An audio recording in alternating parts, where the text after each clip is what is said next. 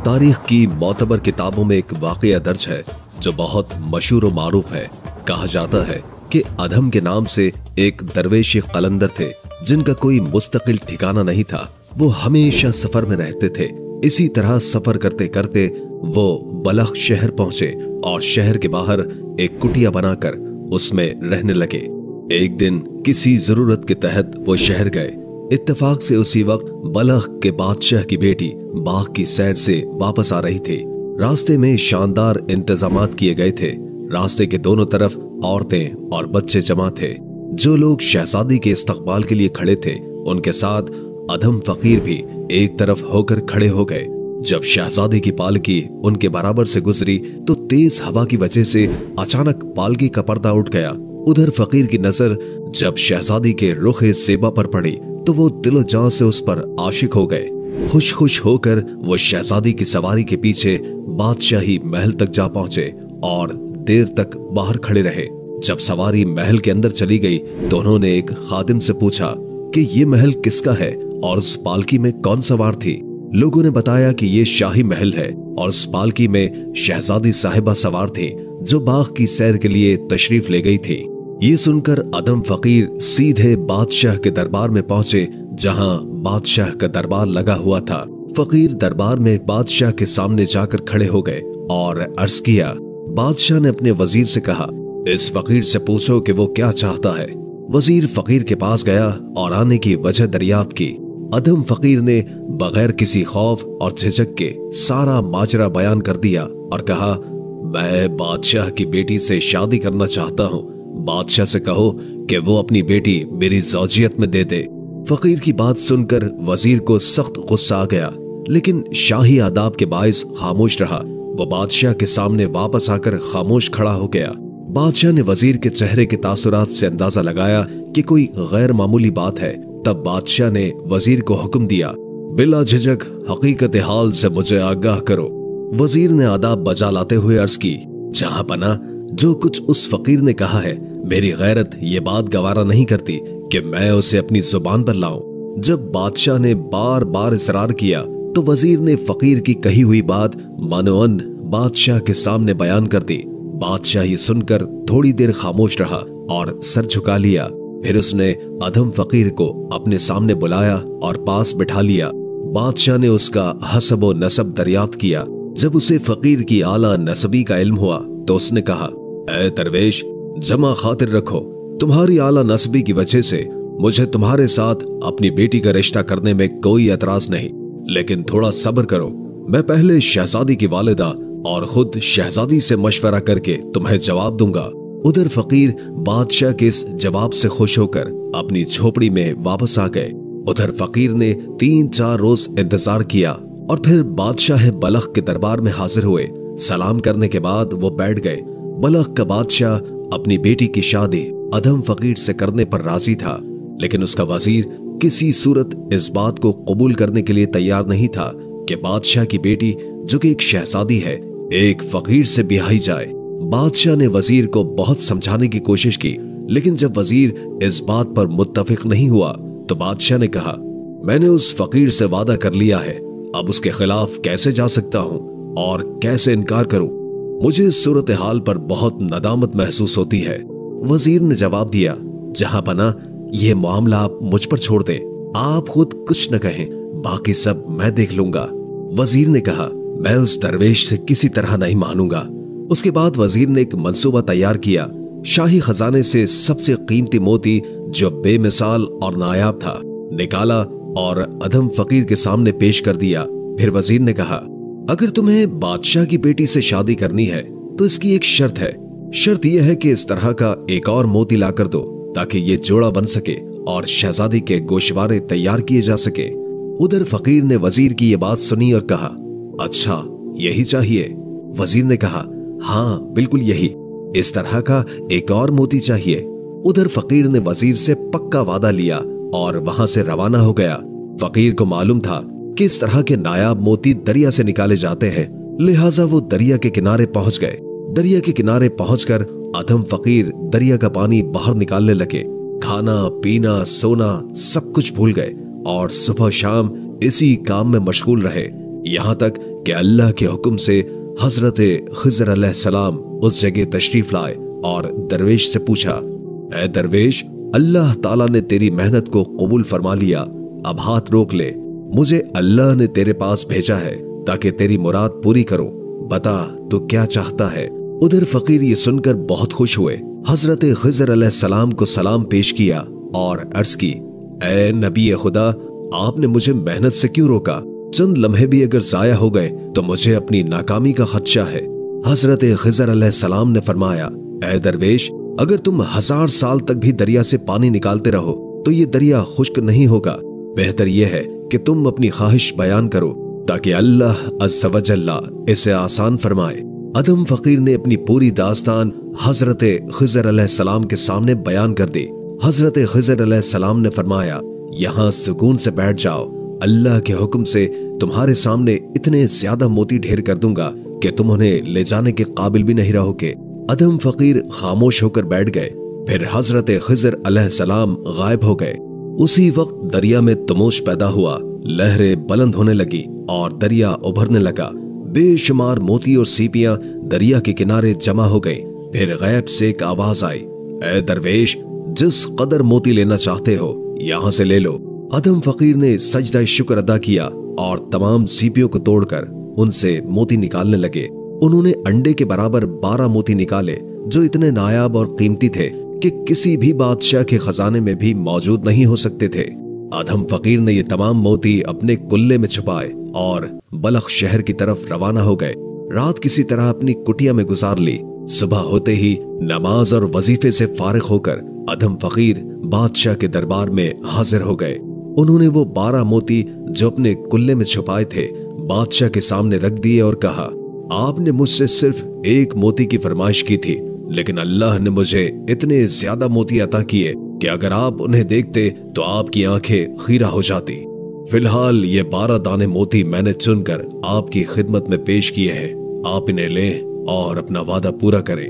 बादशाह उन मोतियों को देखकर हैरान रह गया। वह मोतियों को लेकर वजीर से मशवरा करने लगा कि अब क्या करना चाहिए। वजीर ने फिर वही बात दोहराई कि बादशाह मुअज्जम की लड़की एक फकीर के साथ ब्याही जाए, ये मुमकिन नहीं, इससे बादशाह की बड़ी जिल्लत होगी। बादशाह ने कहा, ये तो ठीक है, लेकिन मुझे अपनी जान का खतरा महसूस होता है। ये दरवेश बहुत पहुंचा हुआ है और बाइज्जत मालूम होता है। अगर इसने मेरे हक में बद्दुआ कर दी तो फिर सिवाय पशेमानी के कुछ भी हासिल नहीं होगा। वजीर ने कहा, बादशाह सलामत, बस थोड़ी देर के लिए दरबार से उठकर आप महल तशरीफ ले जाएं, मैं उस फकीर को देख लेता हूँ। मजबूरन बादशाह दरबार से उठा और महल के अंदर चला गया। बादशाह के महल में जाने के बाद वजीर ने दरवेश को बुलाया और कहा, ऐ नामुराद, तुम किस दीवानगी में मुब्तला हो? बादशाह की बेटी शहजादी तेरे जैसे मुफलिस की ज़ौजियत में दी जाए, तेरी अर्ज कभी पूरी नहीं होगी। बेहतर यह है कि तू अपनी जान बचाकर यहाँ से भाग जा, वरना जो कुछ तेरे नसीब में लिखा है वो सब पूरा हो जाएगा। दरवेश कलंदर ने जवाब दिया, ऐ जालिम, खुदा से डर, मैं तो अपनी जान से हाथ धो चुका हूँ, लेकिन तू अपनी खैर मना। खुदा को हाजिर नाजिर तुम उसको दरमियान में डालकर फिर वादा खिलाफी करते हो। तुमने खुद मुझसे वादा किया था कि ये मोती ले आओ और बादशाह की बेटी की शादी मुझसे कर दी जाएगी, लेकिन अब तुम उसी वादे से मुकर गए हो। खुदा के कहर से डरो। वजीर को दरवेश की बात पर बेहद गुस्सा आया। उसने जवाबदारों को हुक्म दिया, इसे अच्छी तरह सदोकोप करके शहर से बाहर निकाल दो और कभी महल के अंदर इसे दाखिल न होने देना। जवाबदारों ने फकीर अदम को पकड़ा, सदोकोप किया और महल से बाहर निकाल दिया। अदम फकीर हैरान परेशान ज़ारो कतार रोते हुए अपनी झोपड़ी में लौट गए और वहां मगमूम होकर बैठ गए। जब शहजादी को इस बात का इल्म हुआ तो वो सकते में आ गई। अभी इस वाकये को थोड़ी ही देर गुजरी थी कि बादशाह की बेटी के पेट में शदीद तकलीफ हुई। लाख इलाज और तदबीरें की गई, लेकिन किसी किस्म का कोई फायदा नहीं हुआ और देखते ही देखते शहजादी मर गई। कोहराम मच गया। आखिर बादशाह ने वजीर को बुलाकर उसे खूब बुरा भला कहा। वजीर सर झुकाए नादिम खड़ा रहा, लेकिन अब पशेमानी से क्या हासिल हो सकता था। उसके बाद शहजादी की तजहीज और तकफीन बड़ी आबोताब से की गई और उसकी कब्र के चारों तरफ खेमे नस्ब कर दिए गए।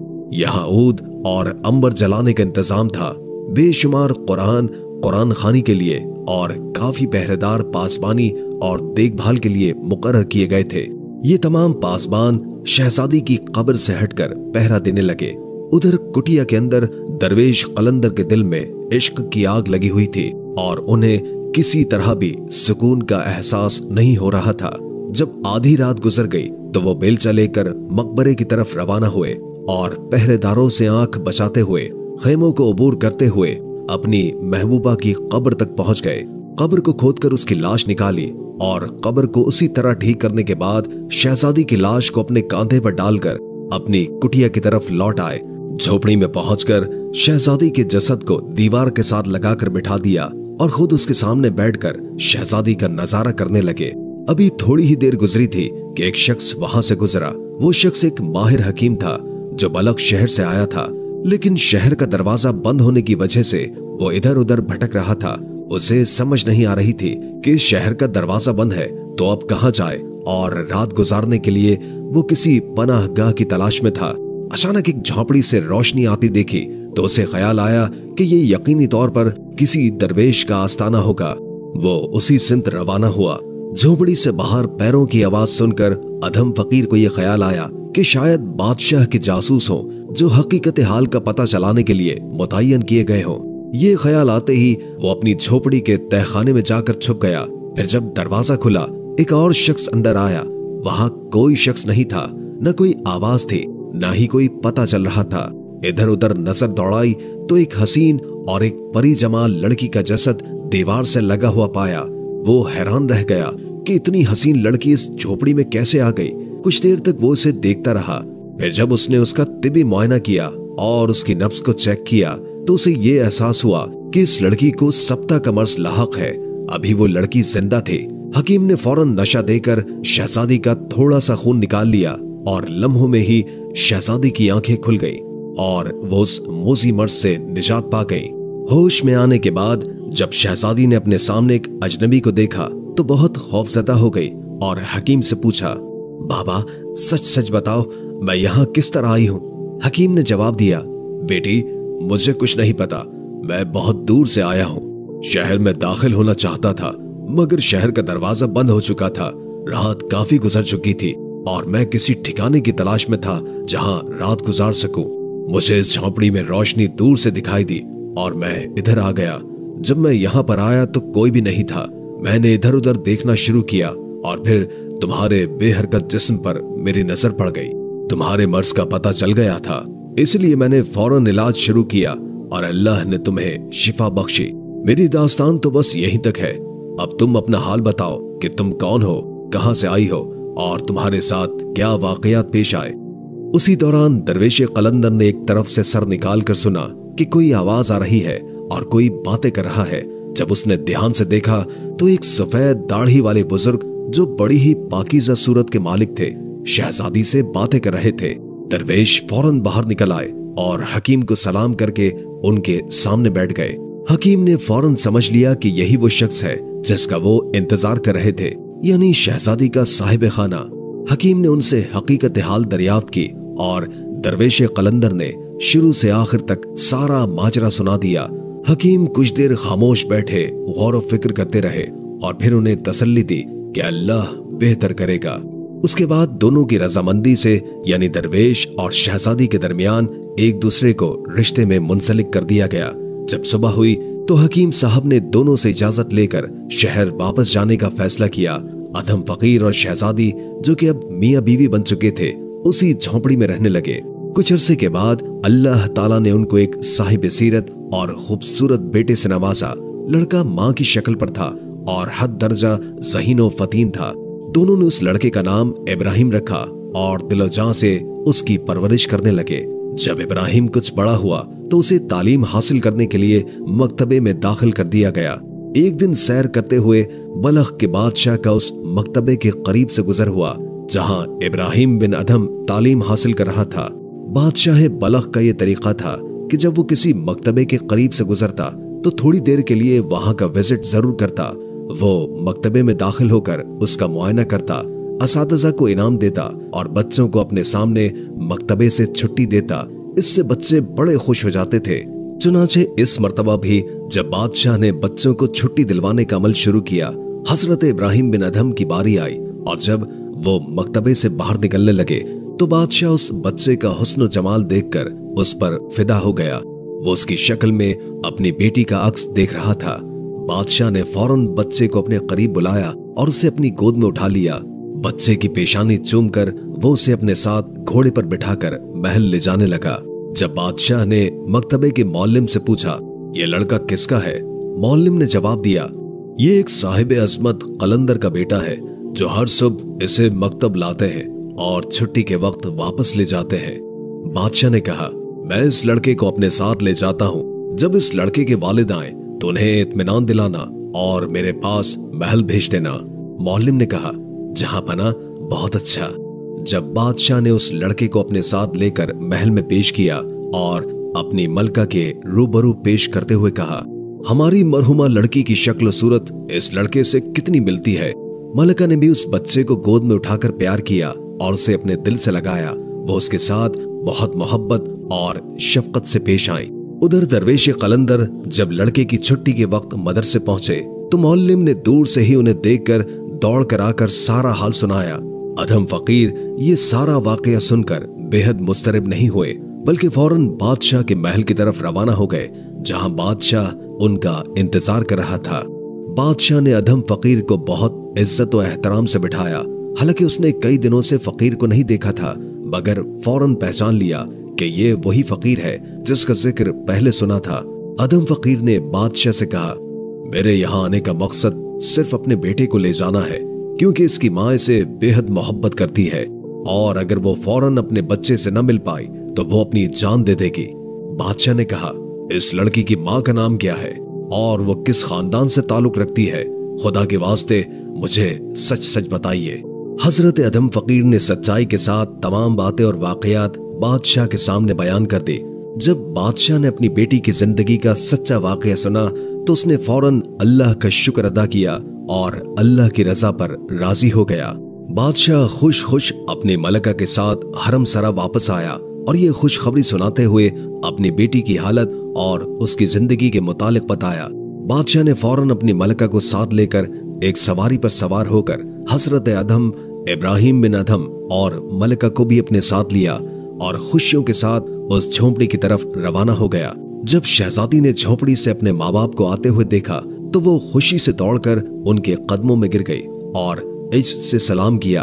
बादशाह और मलिका ने अपनी बेटी को गले लगाया और सबने मिलकर खुशी के आंसू बहाए। फिर शहजादी को लेकर खुशी खुशी अपने महल वापस पहुंच गए। बादशाह ने अपनी बेटी और दामाद को बड़ी जागीर और इलाके का तोहफा दिया ताकि वो लोग आरामदेह और शाहाना जिंदगी गुजार सके। लेकिन दोनों मियां बीवी ने यह तोहफा कबूल करने से इनकार कर दिया, क्योंकि उनके लिए सादगी और मोहब्बत भरी जिंदगी ही सबसे कीमती थी। शहजादी और उसके शौहर ने बादशाही जिंदगी को तर्क करके सादगी और फुकर की जिंदगी को तरजीह दी। ये फैसला बादशाह और मलिका के लिए हैरत का बाइस बना, मगर वो दोनों उनकी पसंद का एहतराम करते हुए खुश थे। बादशाह ने अपनी बेटी और दामाद की रजामंदी से सुल्तान इब्राहिम बिन अधम को अपना वली अहद मुकर्रर किया, क्योंकि वो अपनी किसी भी बीवी से औलाद नरीना नहीं रखते थे।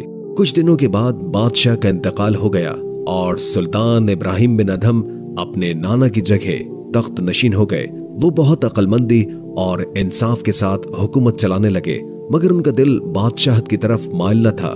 कहा जाता है कि हर चीज अपने असल की तरफ लौटती है, और सुल्तान इब्राहिम बिन अधम का दिल भी फुक्र और दरवेशी की तरफ ज्यादा माइल था, जहां उनकी रूह को सुकून मिलता था। सुल्तान इब्राहिम बिन अधम की जिंदगी में एक अहम मोड़ आया जब वो एक रात तख्त पर सो रहे थे और अचानक मकान की छत हिलने लगी। सुल्तान जाग गए और फौरन आवाज दी, कौन ऊपर चल रहा है? जवाब आया, ऊंट गुम हो गया है, तलाश कर रहा हूँ। सुल्तान ने गुस्से से कहा, ए अहमक, छत पर ऊंट किस तरह चल सकता है?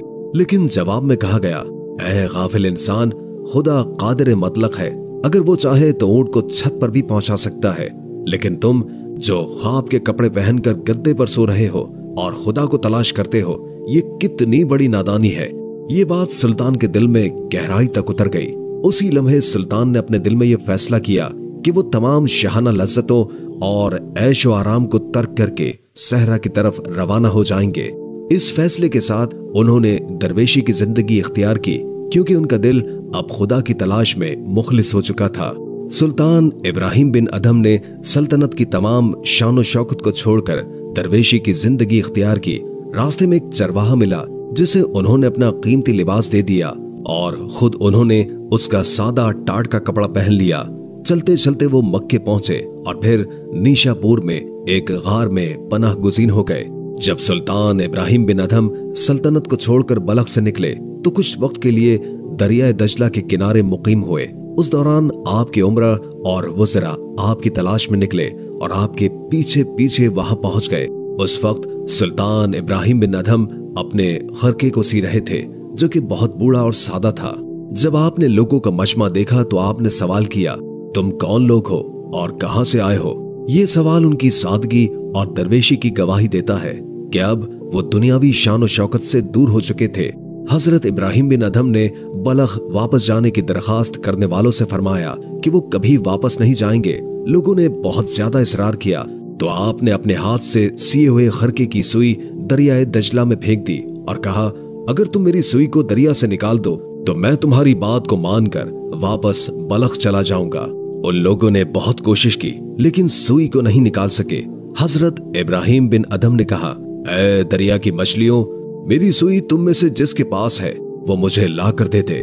फौरन ही 1,00,000 मछलियां सोने की सुइयों के साथ दरिया के ऊपर आ गईं और उनमें से एक मछली के मुंह में आपकी सुई थी।